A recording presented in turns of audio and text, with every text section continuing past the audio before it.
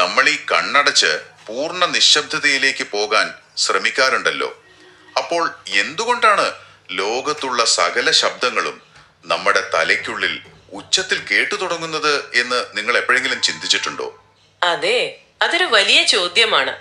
നമ്മൾ വിചാരിക്കുന്നത് മൗനം എന്ന് പറയുന്നത് വെറുതെ വായടച്ചു വെക്കുന്നതോ അല്ലെങ്കിൽ ശബ്ദങ്ങളുടെ അഭാവമോ ആണെന്നാണ്. പക്ഷെ ശരിക്കും അതങ്ങനെയല്ല. അതെ, യഥാർത്ഥത്തിൽ ഈ മൗനം എന്ന് പറയുന്നത് കോടിക്കണക്കിന് വർഷത്തെ വിവരങ്ങൾ നമ്മളോട് സംസാരിക്കുന്ന ഒരു അവസ്ഥയാണ്, അല്ലേ?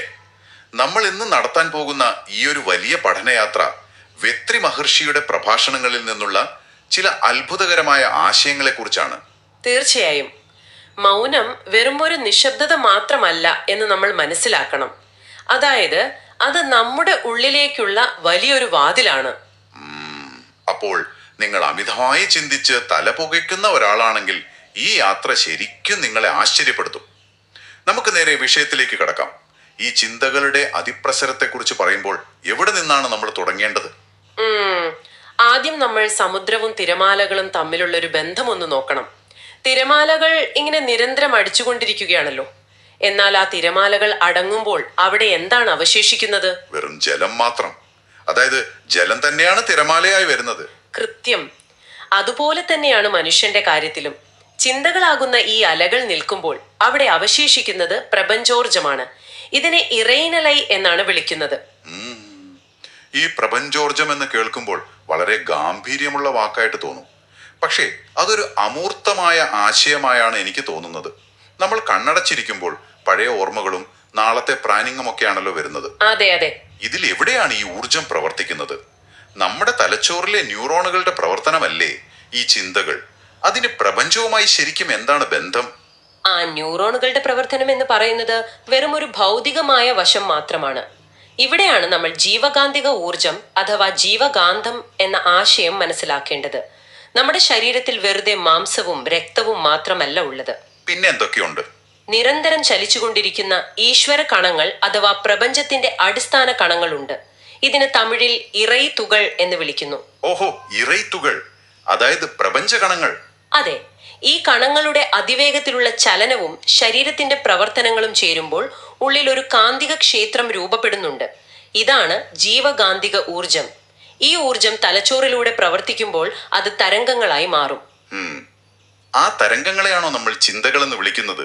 തീർച്ചയായും. അതായത് ശരീരത്തിൽ ജീവൻ ഉള്ളിടത്തോളം കാലം ഈ ഊർജം ഉത്പാദിപ്പിക്കപ്പെടുകയും അത് ചിന്തകളായി മാറുകയും ചെയ്യും. അപ്പോൾ നമ്മൾ നിശബ്ദരായി ഇരിക്കുമ്പോഴും ചിന്തകൾ വരുന്നത് ഈ പ്രക്രിയ നടക്കുന്നത് കൊണ്ടാണല്ലേ? ഇതൊരു എന്താ പറയാ, സ്മാർട്ട് ഫോണിന്റെ പ്രവർത്തനവുമായി താരതമ്യം ചെയ്യാൻ പറ്റുമോ? എങ്ങനെയാണത്? അതായത് നമ്മൾ ഫോണിന്റെ സ്ക്രീൻ ഓഫ് ചെയ്ത് പോക്കറ്റിൽ വെച്ചാലും ബാക്ക്ഗ്രൗണ്ടിൽ പ്രോസസ്സർ പ്രവർത്തിക്കുന്നുണ്ടല്ലോ. ഇന്റർനെറ്റ് ഉള്ളത് കൊണ്ട് നിരന്തരം മെസ്സേജുകളും നോട്ടിഫിക്കേഷനുകളായി വന്നുകൊണ്ടേയിരിക്കും. അതെ അതെ, വളരെ കൃത്യമായ ഉദാഹരണമാണ്.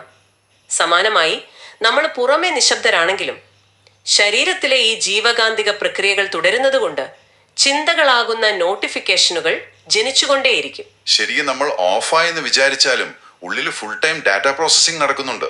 കൃത്യമായി പറഞ്ഞാൽ അത് തന്നെയാണ് സംഭവിക്കുന്നത്. ജീവൻ നിലനിൽക്കുന്നു എന്നതിന്റെ ലക്ഷണമാണ് ഈ ചിന്തകൾ. ഇത് മനസ്സിലാക്കാതെയാണ് പലരും ധ്യാനിക്കാനിരിക്കുമ്പോൾ ചിന്തകളെ ബലപ്രയോഗത്തിലൂടെ നിർത്താൻ നോക്കുന്നത്. അത് ഫോണിലെ വരുന്ന സിഗ്നലുകളെ സ്ക്രീനിൽ അമർത്തിപ്പിടിച്ച് തടയാൻ ശ്രമിക്കുന്നത് പോലെ അർത്ഥശൂന്യമാണല്ലേ? തീർച്ചയായും. ഊർജത്തിന്റെ സ്വാഭാവികമായ മാറ്റമാണ് ചിന്ത. അതിനെ അങ്ങനെ തടയാൻ കഴിയില്ല. ശരി, ബാക്ക്ഗ്രൗണ്ടിൽ ഡേറ്റ പ്രോസസ് ചെയ്യുന്നുണ്ടെന്ന് എനിക്ക് മനസ്സിലായി. പക്ഷേ ഒരു ഫോണിൽ നോട്ടിഫിക്കേഷൻ വരുന്നത് നമ്മൾ ഇൻസ്റ്റാൾ ചെയ്ത ആപ്പുകളിൽ നിന്നാണല്ലോ. എൻ്റെ മനസ്സിൽ വരുന്ന ഈ ചിന്തകൾക്കും വികാരങ്ങൾക്കും പിന്നിലെ ഡേറ്റ ശരിക്കും എവിടെ നിന്നാണ് വരുന്നത്? അതൊരു പ്രധാനപ്പെട്ട ചോദ്യമാണ്.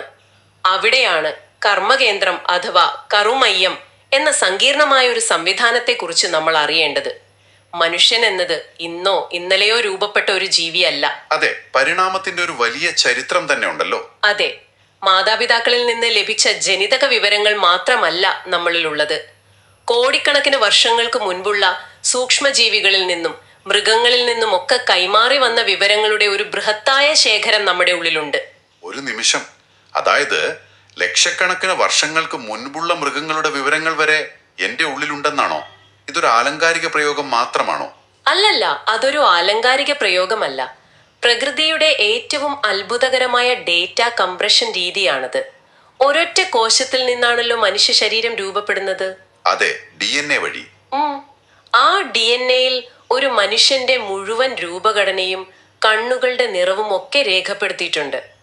ഭൗതികമായ DNA-യിൽ ഇത്രയും വിവരങ്ങൾ ഉണ്ടെങ്കിൽ അതിന്റെ സൂക്ഷ്മ രൂപമായ ജീവകാന്തിക ഊർജത്തിന് എത്രയോ മടങ്ങ് വിവരങ്ങൾ സംഭരിക്കാൻ സാധിക്കും. ശരിക്കും കേൾക്കുമ്പോൾ വലിയ അത്ഭുതം തോന്നുന്നു. മൃഗസഹജമായ ഭയം, ആക്രമണോത്സുകത ഇതൊന്നും ശരിക്കും മനുഷ്യന് സ്വന്തമായുള്ളതല്ല. മൃഗങ്ങളിൽ നിന്നും പരിണാമത്തിലൂടെ നമ്മളിലേക്ക് എത്തിയതാണ്. ഇതെല്ലാം നമ്മുടെ കർമ്മകേന്ദ്രത്തിൽ ഒരു വലിയ സിപ്പ് ഫയൽ പോലെ കംപ്രസ് ചെയ്യപ്പെട്ടിട്ടുണ്ട്. ഓഹോ, ഒരു സിപ്പ് ഫയൽ പോലെ. അപ്പോൾ ജീവകാന്തിക ഊർജം ഇതിലൂടെ കടന്നു പോകുമ്പോഴാണോ ചിന്തകൾ വരുന്നത്? അതെ, ആ ഫയലുകൾ നിരന്തരം എക്സ്ട്രാക്ട് ചെയ്യപ്പെടുകയും അത് നമ്മുടെ തലച്ചോറിലൂടെ ചിന്തകളായും വാസനകളായും പുറത്തു വരികയും ചെയ്യും. നാം എല്ലാവരും ഒരേ പ്രപഞ്ചോർജത്തിൽ നിന്നാണ് വന്നതെന്നതിന്റെ തെളിവാണിത്. അങ്ങനെയെങ്കിൽ ഒരു സാധാരണ മനുഷ്യൻ ധ്യാനിക്കാനിരിക്കുമ്പോൾ സംഭവിക്കുന്നത് വളരെ ഭയാനകമായ ഒരു കാര്യമാണല്ലോ. ഈ കോടിക്കണക്കിന് വർഷത്തെ ഡേറ്റയെ മുഴുവൻ ബ്ലോക്ക് ചെയ്ത് ചിന്തകളെ നിർത്താൻ നോക്കുന്നത് അസാധ്യമല്ലേ? തികച്ചും അസാധ്യമാണ്. അക്ഷരാർത്ഥത്തിൽ അതൊരു പരാജയപ്പെടാൻ ഉറപ്പുള്ള യുദ്ധമാണ്. അതുകൊണ്ടാണ് ചിന്തകളെ പൂർണ്ണമായി ഇല്ലാതാക്കുന്നത് ഒരു ലക്ഷ്യമായി കാണരുത് എന്ന് പറയുന്നത്. അപ്പോൾ ചിന്തകൾ പൂർണ്ണമായി നിലയ്ക്കുന്നത് എപ്പോഴാണ്? അത് മരണസമയത്ത് മാത്രമാണ്. ശരീരത്തിൽ ജീവനും ജീവകാന്തിക ഊർജവും ഉള്ളിടത്തോളം കാലം ആ സിപ്പ് ഫയലിൽ നിന്നും ഡേറ്റ പുറത്തു വന്നുകൊണ്ടേയിരിക്കും. അതുകൊണ്ട് ചിന്തകളെ നിർത്തുക എന്നല്ല ലക്ഷ്യം. പിന്നെ നമ്മൾ എന്താണ് ചെയ്യേണ്ടത്? ഈ ജോലി സ്ഥലത്തെ സമ്മർദ്ദങ്ങളും സാമ്പത്തിക പ്രശ്നങ്ങളും ഒക്കെയുള്ള ഒരു ശരാശരി വ്യക്തി ഇതിനെ എങ്ങനെ പ്രായോഗികമായി കൈകാര്യം ചെയ്യും? അവിടെയാണ് നമ്മളൊരു ഫിൽട്ടറിംഗ് സിസ്റ്റം കൊണ്ടുവരേണ്ടത്. എല്ലാ ചിന്തകളെയും നമുക്ക് ഇല്ലാതാക്കാൻ കഴിയില്ല. പക്ഷെ നമ്മുടെ ഊർജത്തെ ഏറ്റവും മോശമായി ബാധിക്കുന്ന ചില വികാരങ്ങളുണ്ട്. ഏതാണ് ആ വികാരങ്ങൾ? പ്രധാനമായും കോപവും അത്യാഗ്രഹവും. നിങ്ങൾ ശ്രദ്ധിച്ചിട്ടുണ്ടോ, ദേഷ്യം വരുമ്പോൾ നമ്മുടെ ശരീരം ആകെ വിറയ്ക്കുകയും വിയർക്കുകയും ചെയ്യുന്നത്? അതെ അതെ, ഹാർട്ട് ബീറ്റ് ഒക്കെ കൂടും. ആ സമയത്ത് നമ്മുടെ ജീവകാന്തിക ഊർജം താളം തെറ്റുകയും വലിയ രീതിയിൽ പാഴായി പോവുകയും ചെയ്യുകയാണ്. ഇത് നമ്മുടെ ആരോഗ്യത്തെ ഗുരുതരമായി ബാധിക്കും. അപ്പോൾ ഇതിനെ നേരിടാൻ എന്ത് ഫിൽട്ടറാണ് ഉപയോഗിക്കേണ്ടത്? മനസ്സിലൊരു ആഗ്രഹം വരുമ്പോൾ അത് എന്തുമായിക്കൊള്ളട്ടെ, പുതിയ കാർ വാങ്ങാനായാലും മറ്റൊരാളോട് ദേഷ്യപ്പെടാനായാലും, ഇത് എനിക്ക് ശരിക്കും ആവശ്യമുണ്ടോ എന്ന് വളരെ ഗൗരവമായി സ്വയം ചോദിക്കുക. ഇത് എനിക്ക് ശരിക്കും ആവശ്യമുണ്ടോ എന്ന ചോദ്യം, ഇതൊരു എന്താ പറയുക, ഓൺലൈൻ ഷോപ്പിംഗ് ആപ്പുകളിൽ നമുക്ക് ആവശ്യമില്ലാത്ത സാധനങ്ങൾ കാണുമ്പോൾ ഉള്ള ആ അവസ്ഥ പോലെയാണ്. അതെ, കൃത്യമായി പറഞ്ഞാൽ അങ്ങനെ തന്നെ. കണ്ണിൽ കാണുന്നതെല്ലാം നമ്മൾ കാർട്ടിലേക്ക് ആഡ് ചെയ്യുമല്ലോ. എന്നാൽ പേയ്മെന്റ് ചെയ്യുന്നതിന് തൊട്ടു മുൻപ് ഇത് എനിക്കിപ്പോൾ ആവശ്യമുണ്ടോ എന്ന് ചോദിച്ചാൽ ആ കാർട്ടിലുള്ള പകുതി സാധനങ്ങൾ നമ്മൾ ഡിലീറ്റ് ചെയ്യും. നമ്മുടെ മനസ്സും ഇതുപോലെ തന്നെയാണ്. ശരിയാണ്. ആ ഒരൊറ്റ ചോദ്യം എന്ന ഫിൽറ്റർ ഉപയോഗിച്ചാൽ നമ്മുടെ മാനസിക ഊർജം നമുക്ക് വലിയ രീതിയിൽ ലാഭിക്കാൻ കഴിയും. അനാവശ്യമായ ആഗ്രഹങ്ങളെ ഫിൽട്ടർ ചെയ്ത് മാറ്റുമ്പോൾ നമ്മുടെ ഉള്ളിൽ കുറച്ച് ശൂന്യമായ ഇടം രൂപപ്പെടുന്നുണ്ട്. ഓ, ആ ശൂന്യതയിലാണോ യഥാർത്ഥ മൗനം അനുഭവപ്പെടുന്നത്? തീർച്ചയായും. ഊർജം പാഴാകാതിരിക്കുമ്പോൾ നമ്മുടെ മനസ്സ് വളരെ തെളിഞ്ഞ ഒരു തടാകം പോലെയാകും. ആ തെളിഞ്ഞ അവസ്ഥയിൽ നമ്മൾ അതുവരെ ശ്രദ്ധിക്കാത്ത പല കാര്യങ്ങളും വ്യക്തമായി കാണാൻ തുടങ്ങും. മനസ്സ് തെളിയുമ്പോൾ പുതിയ കാര്യങ്ങൾ കാണാൻ തുടങ്ങുമെന്ന് പറയുന്നത് വളരെ ചിന്തിപ്പിക്കുന്ന ഒന്നാണ്. അതായത് നമ്മൾ നമ്മുടെ ചിന്തകളുടെ ബഹളത്തിൽപ്പെട്ട് നമ്മുടെ സ്വന്തം ശരീരത്തിൽ നടക്കുന്ന അത്ഭുതങ്ങളെ പോലും കാണാതെ പോവുകയാണല്ലേ? അതെ, വളരെ യാന്ത്രികമായാണ് നമ്മൾ ശരീരത്തെ കൈകാര്യം ചെയ്യുന്നത്. നമ്മൾ എത്രത്തോളം അന്ധരാണെന്ന് മനസ്സിലാക്കാൻ മൂലസ്രോതസ്സില് വളരെ വ്യക്തമായ ഒരു ഉദാഹരണം പറയുന്നുണ്ട്. എന്താണത്? ലോകത്തിലെ ഏറ്റവും പ്രഗത്ഭനായ ഒരു ശാസ്ത്രജ്ഞന്റെ കയ്യിൽ നിങ്ങൾ ഒരു പിടി ചോറ് നൽകുന്നു എന്ന് കരുതുക. എന്നിട്ട് അദ്ദേഹത്തോട് പറയുകയാണ്, നിങ്ങളുടെ ലാബിലെ സാങ്കേതിക വിദ്യ ഉപയോഗിച്ച് ഈ ചോറിനെ രക്തവും അസ്ഥിയുമാക്കി മാറ്റാൻ. അതൊരിക്കലും നടക്കാത്ത കാര്യമാണല്ലോ, എത്ര വലിയ ലാബായാലും. അതെ, ഒരു ശാസ്ത്രജ്ഞനും അത് ചെയ്യാൻ കഴിയില്ല. എന്നാൽ ഒരു സാധാരണ മനുഷ്യൻ ആ ചോറ് കഴിക്കുമ്പോൾ യാതൊരു ബുദ്ധിമുട്ടുമില്ലാതെ അത് ശരീരത്തിൽ രക്തവും മജ്ജയുമായി മാറുന്നുണ്ട്. നമ്മൾ ഉറങ്ങുമ്പോഴും ഇത് നടക്കുന്നുണ്ട്. ശരിക്കും നമ്മൾ കഴിക്കുന്ന ഭക്ഷണം എങ്ങനെ ജീവനായി മാറുന്നു എന്ന് നമ്മൾ ചിന്തിക്കാറേയില്ല. ഇതിനകത്ത് വലിയൊരു കോസ്മിക് എഞ്ചിനീയറിംഗ് നടക്കുന്നുണ്ട്. കൃത്യം. ഇതൊരിക്കലും മനുഷ്യന്റെ ബുദ്ധിയോ കഴിവോ അല്ല. ശരീരത്തിനകത്ത് പ്രവർത്തിക്കുന്ന പ്രപഞ്ചശക്തിയാണ്.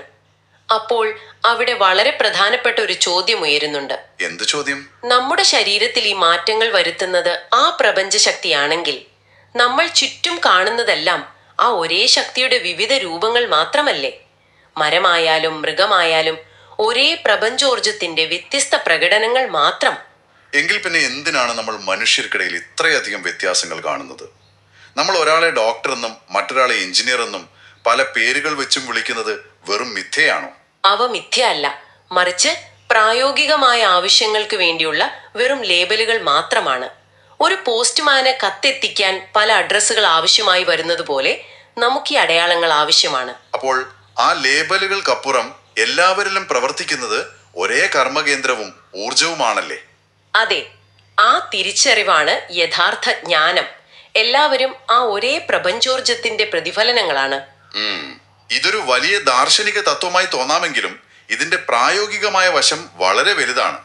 ഈ ബോധ്യമുണ്ടായാൽ പിന്നെ എനിക്ക് എങ്ങനെയാണ് മറ്റൊരാളോട് മോശമായി പെരുമാറാൻ കഴിയുക? അവരെ വേദനിപ്പിക്കുന്നത് എന്നെ തന്നെ വേദനിപ്പിക്കുന്നതിന് തുല്യമാവില്ലേ? അത് തന്നെയാണ് ഈ ആഴത്തിലുള്ള പഠനത്തിന്റെ അവസാന ലക്ഷ്യവും. ഉള്ളിലേക്ക് നോക്കി ഈ സത്യം തിരിച്ചറിയുക എന്നത്. ഈ തിരിച്ചറിവുണ്ടാകുമ്പോൾ അത് നമ്മുടെ ഒരു പൺപാടായി മാറണം, അതായത് സ്ഥിരം സ്വഭാവമായി മാറണം. അപ്പോൾ ഇതിൽ നിന്ന് നമ്മൾ നമ്മുടെ ജീവിതത്തിലേക്ക് പകർത്തേണ്ട തീരുമാനങ്ങൾ എന്തൊക്കെയാണ്? വളരെ ലളിതമായ 2 തീരുമാനങ്ങൾ. 1, അറിഞ്ഞുകൊണ്ട് ലോകത്ത് ആർക്കും ശാരീരികമായോ മാനസികമായോ ദുഃഖമുണ്ടാക്കാതിരിക്കുക. 2, ദുഃഖിക്കുന്നവരെ നമ്മളാൽ കഴിയുന്ന വിധം സഹായിക്കുക. ഇത്രമാത്രം. ലോകം മുഴുവൻ നന്നാക്കാൻ ഇറങ്ങിത്തിരിക്കും മുൻപ് ഇതാദ്യം നമ്മുടെ വീട്ടിലെ ആളുകളിൽ നിന്ന് തന്നെ തുടങ്ങാമല്ലേ? പലപ്പോഴും നമ്മൾ പുറത്തുള്ളവരോട് മാന്യമായി പെരുമാറുമെങ്കിലും വീട്ടിലുള്ളവരോടായിരിക്കും ദേഷ്യപ്പെടുന്നത്. തീർച്ചയായും. ലോകം മുഴുവൻ ഒറ്റയടിക്ക് നന്നാക്കുന്നതിന് പകരം സ്വന്തം വീടിനുള്ളിലെ ആ 4 or 6 ആളുകൾക്കിടയിൽ ഈ രീതി പരിശീലിക്കുക. അവർക്ക് യാതൊരു ബുദ്ധിമുട്ടും ഉണ്ടാക്കാതിരിക്കാൻ ശ്രമിക്കുക. ശരിയാണ്. ഏറ്റവും കൂടുതൽ അഭിപ്രായ വ്യത്യാസങ്ങൾ എപ്പോഴും അടുത്ത ആളുകൾക്കിടയിലാണല്ലോ ഉണ്ടാവുക. അതെ, അവിടെ നമ്മൾ ഈ സമചിത്തത വിജയിപ്പിച്ചാൽ ക്രമേണ അത് നമ്മുടെ സ്വഭാവമായി മാറും.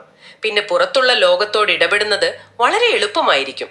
പുറത്തെ ലോകത്തെ മാറ്റുന്നതിന് മുമ്പ് നമ്മുടെ വീടും ഉള്ളും ശാന്തമാക്കുക എന്നത് വളരെ കൃത്യമായ ഒരു പോയിന്റാണ്. ശരി, ഇന്നത്തെ ഈ ചിന്തോദ്ദീപകമായ പഠനയാത്ര നമ്മൾ ഇവിടെ അവസാനിപ്പിക്കുകയാണ്. നമ്മൾ ഊർജത്തിന്റെ ശാസ്ത്രം തൊട്ട് പ്രായോഗികമായ ജീവിത രീതി വരെ സംസാരിച്ചു. അതെ, വളരെ നല്ലൊരു ചർച്ചയായിരുന്നു. പക്ഷെ പോകുന്നതിന് മുൻപ് നിങ്ങൾക്കായി സ്വന്തമായി ചിന്തിക്കാൻ ഒരു കാര്യം കൂടി ഞാൻ നൽകുകയാണ്. നിങ്ങളിന്ന് ഓഫീസിലോ ട്രാഫിക്കിലോ വെച്ച് കണ്ടുമുട്ടിയ നിങ്ങളെ ഏറ്റവും കൂടുതൽ ദേഷ്യം പിടിപ്പിച്ച ആ വ്യക്തിയെക്കുറിച്ചൊന്ന് ചിന്തിച്ചു നോക്കൂ. എല്ലാവർക്കും അങ്ങനെ ഒരാൾ എന്തായാലും കാണും. അതെ അതെ, ആ വ്യക്തി നിങ്ങളുടെ കാറിന് കുറുകെ വണ്ടി കയറ്റിയ ആളാകാം, അല്ലെങ്കിൽ നിങ്ങളോട് മോശമായി സംസാരിച്ച ആളാകാം. നിങ്ങളും ആ വ്യക്തിയും നിർമ്മിക്കപ്പെട്ടിരിക്കുന്നത് ഒരേ പ്രപഞ്ച കണങ്ങൾ കൊണ്ടാണെന്നും തിരിച്ചറിയാൻ വേണ്ടി മാത്രമാണ് വ്യത്യസ്ത പേരുകൾ നൽകിയിരിക്കുന്നതെന്നും ഒന്ന് സങ്കല്പിക്കുക. ശരിക്കും നമ്മൾ തമ്മിൽ അടിസ്ഥാനപരമായി യാതൊരു വ്യത്യാസവുമില്ല. അതെ, അടുത്ത തവണ ആ വ്യക്തിയെ കാണുമ്പോൾ അവരെ നിങ്ങളുടെ തന്നെ മറ്റൊരു രൂപമായി കണ്ടാൽ അവിടെ നിങ്ങളുടെ പ്രതികരണം എങ്ങനെയായിരിക്കും? നിങ്ങളുടെ ഉള്ളിലെ യഥാർത്ഥ മൗനം നിങ്ങളെ എങ്ങനെ സഹായിക്കും? ഇതൊന്ന് ചിന്തിച്ചു നോക്കൂ. ഈ പുതിയ തിരിച്ചറിവുകളോടെ ഇന്നത്തെ ദിവസം മനോഹരമായി മുന്നോട്ട് കൊണ്ടുപോകുക. വീണ്ടും കാണാം.